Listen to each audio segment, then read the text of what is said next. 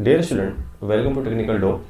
आज के इस वीडियो लेक्चर में हम लोग जो है लैपलास ट्रांसफॉर्म सिग्नल सिस्टम में पढ़ेंगे, और पढ़ेंगे नहीं, उसका हम लोग थ्योरी देखेंगे और उसके ऊपर न्यूमेरिकल्स कैसे एग्जाम में फ्रेम होते हैं वो हम लोग पढ़ेंगे सर। ठीक है, तो सबसे पहले बात करते हैं कि सर हम लोग टाइम स्केलिंग तक के लिए बात कर लेते हैं। प्रॉपर्टी हम लोग पढ़ेंगे अभी time scaling.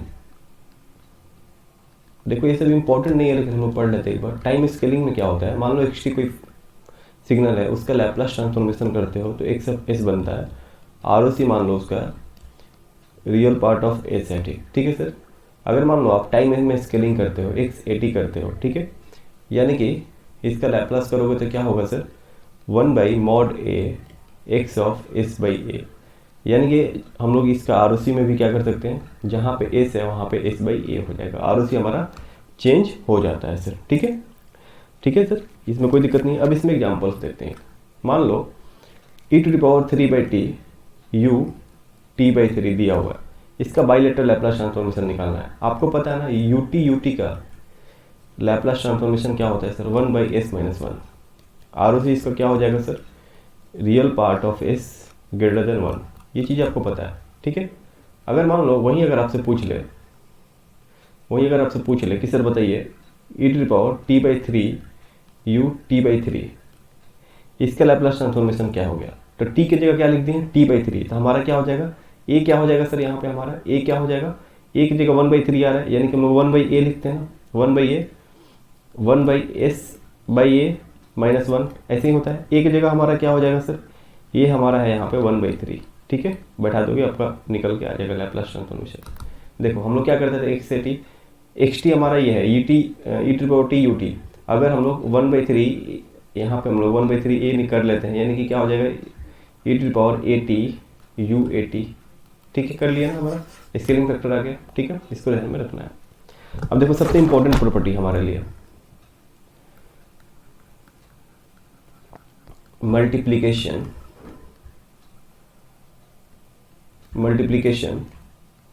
Bye T property. Multiplication bye T property, इसमें देखो मान लो अगर एक्स टी है, इसका लैपलास ट्रांसफॉर्मेशन करते हो तो क्या होता है, एक्स ऑफ एस होता है सर। आर ओ सी इसका क्या बनेगा, रियल पार्ट ऑफ एस। मान लो इसको टी से मल्टीप्लाई कर देते हो, टी एक्स टी कर देते हो, तो इसका आर ओ सी क्या बनेगा सर, टी से अगर मल्टीप्लाई कर देते हो तो क्या होगा सर, टी में अगर एक्स टी से मल्टीप्लाई करते हो, टी से अगर मल्टीप्लाई करते हो एक्स टी में टाइम डोमेन में, तो फ्रीक्वेंसी डोमेन में क्या हो जाता है, d x of s by d s. R O C इसका क्या हो जाएगा सर, आर ओ सी इसका हो जाएगा real part of S. Same clear है यहाँ पे, क्लियर है यहाँ पे। अब देखो इसका एग्जाम्पल एक करते हैं सर, क्वेश्चन करते हैं। मान लो एक्स टी आपके पास दिया हुआ है, उसका लैपलास ट्रांसफॉर्मेशन 1/s² s+1। ठीक है, और इसका आर ओ सी दिया हुआ है real part of s greater than -1। Y t पूछ दिया कि सर वाई टी बताइए क्या होगा, वाई टी मतलब टी एक्स टी। तो हम लोग क्या पढ़े थे कि अगर हम लोग टी से मल्टीप्लाई करते हैं एक्स टी में, तो एस डोमेन में क्या हो जाता है sir, minus D x of s by d S. तो ये हमारा एक्स ऑफ एस ही दिया हुआ है ना।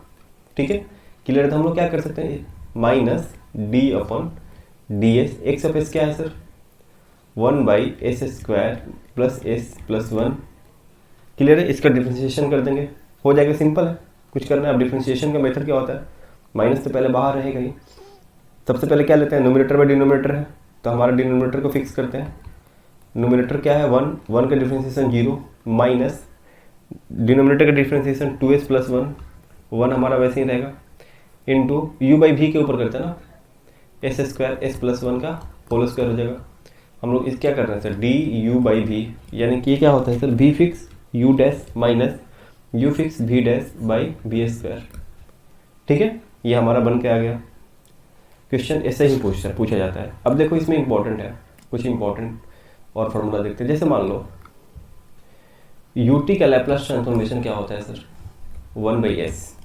ठीक है, इसका आर ओ सी क्या होता है, real part of s greater then 0। अगर वही मान लो tn ut का लैपलास ट्रांसफॉर्मेशन क्या हो जाएगा sir, n factorial divided by sn+1। होगा कि नहीं होगा, होगा ना। तो ये बात आपको ध्यान में रखना है। क्लियर है? ये चीज़ आपको ध्यान में रखना है। अब देखो अब मान लो वही चीज़ कि सर यहाँ पे अगर e⁻⁻80 है ut है, इसका लैप्लास ट्रांसफॉर्मेशन मेरे को पता है 1/s+a। ठीक है, ROC क्या हो जाएगा? Real part of s greater than -a। ये बात हमको पता है। अगर वही मान लो यहाँ पे हम लोग tn e⁻⁻80 t से मल्टीप्लाई कर देते हैं, तो हम लोग क्या बोले, टी से मल्टीप्लाई करने पे क्या आता है? हमारा डिफ्रेंशिएशन आता है। लेकिन डायरेक्ट एक हम लोग फॉर्मूला भी निकाल के ले आए। फॉर्मूला क्या निकल के आए sir? n divided by s+a का पावर n+1। समझ में आया? ये भी फार्मूला हम लोग अभी देखें। क्लियर है? ये फार्मूला अभी हम लोग देखें, यानी कि टी से मल्टीप्लाई करने पे क्या करना होगा सर आपको? n डिवाइड बाई s+1 का होल स्क्वायर। ठीक है, मल्टीप्लीकेशन बाई टी आपका भी हो गया। क्लियर है? अब देखो, अब हम लोग देखते हैं कि ROC का कॉन्सेप्ट क्या होता है सर। ROC का कॉन्सेप्ट क्या होता है वो हम लोग पढ़ते हैं। ROC के ऊपर सवाल हमारा एक ना एक सवाल हमारा पूछा ही जाता है। ठीक है, क्लियर है? अब देखो, सबसे पहले ROC के बारे में देखते हैं सर कि सर ROC होता क्या है। रीजन ऑफ कन्वर्जेंस इसको बोला जाता है। हम लोग सबसे पहले लिखेंगे each bilateral Laplace transformation has ROC associated with it. ठीक है, ROC रहता है। दूसरा पॉइंट लिखेंगे कि सर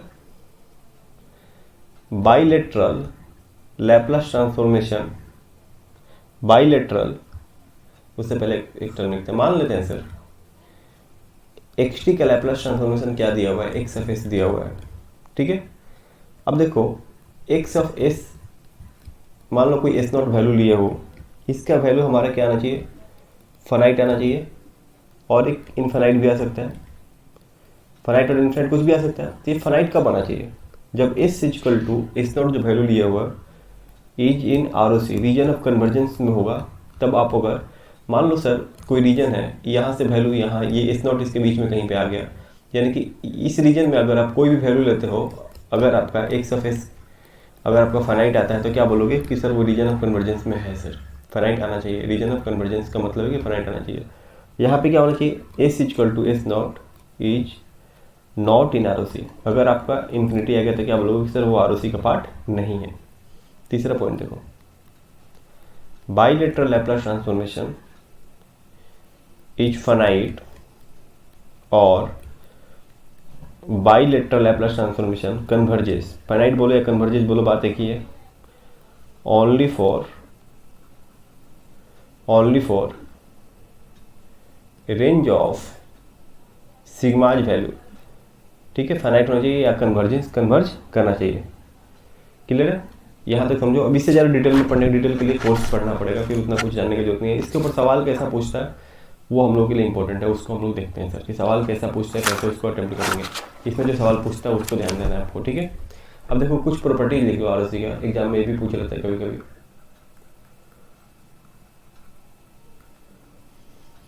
प्रॉपर्टीज ऑफ ROC पूरा डिटेल में तो नहीं पढ़ रहे हैं, आपको थोड़ा सा दिक्कत हो सकता है समझने में, लेकिन ठीक है देख लो। इसमें लिखोगे सबसे पहले ROC, एग्जाम में पूछा गया सवाल है, मे और may not include zeros of x of s। Zeros का मतलब क्या हो गया सर? डिनोमिनेटर। मान लो आपके पास कोई फंक्शन है नोमिनेटर और डिनोमिनेटर में, तो डिनोमिनेटर को अगर जीरो से इक्वेट करोगे, यहाँ पे जो भी रूट्स आएंगे इसको जीरोज बोला जाता है। यानी कि ROC कभी भी जीरोज को इंक्लूड नहीं करता है। यानी कि रीजन ऑफ कन्वर्जेंस मान लो यहाँ पे ले रहे हो, ये रीजन ऑफ कन्वर्जेंस आप लिए हुए हो x ऑफ s का, यानी कि इसमें कोई भी जीरोज नहीं आएगा सर, कोई भी जीरोज को कंसिडर नहीं करेगा, क्योंकि आपको पता है जीरोज के ऊपर हमारा कोई भी फंक्शन क्या दे देगा? इन्फिनिटी का वैल्यू दे देगा। ठीक है, ROC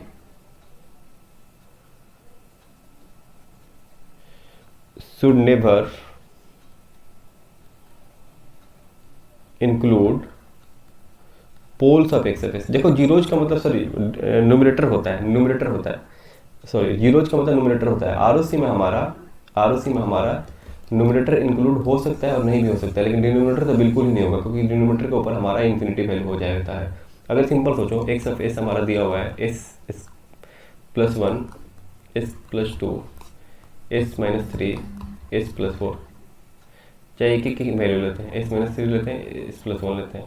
तो यहाँ पे न्यूमरेटर का वैल्यू क्या है, एस इक्वल टू -1 पुट करोगे एक्स ऑफ एस में, तो यहाँ पे क्या हो जाएगा, सर 0 मिलेगा। लेकिन वहीं अगर आप एस का वैल्यू 3 पुट करोगे तो एक्स ऑफ एस का वैल्यू इन्फिनिटी मिल जाएगा। तो जीरोज आपका इंक्लूड हो सकता है, ये आपको जीरोज है, यहाँ से आपको जीरोज मिलेगा, यहाँ से आपको पोल्स मिलेगा। डिनोमिनेटर क्या देता है, पोल्स देता है। पहले वाला स्टेटमेंट मेरा गलत था, उसको आप ध्यान नहीं दोगे, लेकिन ये स्टेटमेंट मेरा करेक्ट है, ठीक है, इसको आपको ध्यान में रखना है। क्लियर है? चलो अब देखो, ये मे और मे नॉट भी इंक्लूड कर भी सकते हैं, इंक्लूड नहीं भी कर सकते। इंपॉर्टेंट प्रॉपर्टी है, इसको ध्यान में रखना है। तीसरा पॉइंट देखो, ROC of finite duration, ROC of finite duration and absolutely integrable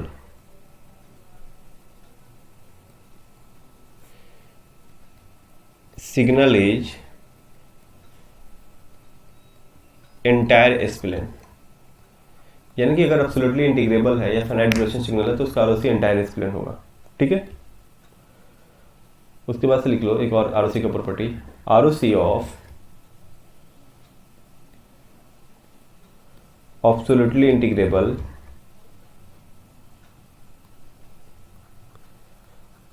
signal included j omega axis, ठीक है। यहां तक आपको ध्यान देना है। अब देखो और भी प्रॉपर्टी कुछ पढ़ लो। मान लो कोई एक्सटी सिग्नल है जो कि राइट साइडेड सिग्नल है सर, ठीक है, एक्स ऑफ एस इसका निकाला है, तो मान लो कि डज नॉट एग्जिस्ट भी हो सकता है, या मान लो अगर एग्जिस्ट करता है तो हम लोग क्या बोलेंगे, if x of s converges then ROC क्या होगा सर इसका, ROC will be right of right most pole, ठीक है। छठा देखो, अगर मान लो XT आपका LSS है, अगर x of S does not exist करता है तो इसके बारे में बात ही नहीं करेंगे। अगर एग्जिस्ट करता है तो क्या बोलोगे, if x of S exist then ROC will be left of leftmost pole, ठीक है। अब देखो सातवां देखो, अगर ये बोथ साइडेड सिग्नल है, ये सब कुछ पढ़ाया गया आपको, अगर x of S does not exist करता है तो उसकी तो कोई बात ही नहीं है। अगर एग्जिस्ट करता है, if x of S exist, ROC will be strip form, bounded by poles, ठीक है, ये आपको ध्यान रखना है। ROC will be strip form bounded by poles, clear है, इतना आपको ध्यान में रखना पड़ेगा। तो ये हो गया हमारा ROC का प्रॉपर्टी। अब हम लोग नेक्स्ट क्लास में भी सीखेंगे कि सर ROC जो है वो हम लोग लिखते कैसे हैं, और ROC के ऊपर अगर इन्वर्स लैप्लास पूछेगा तो बनाएंगे कैसे, उसको हम लोग अभी सीखेंगे सर, ठीक है। चलो थैंक यू।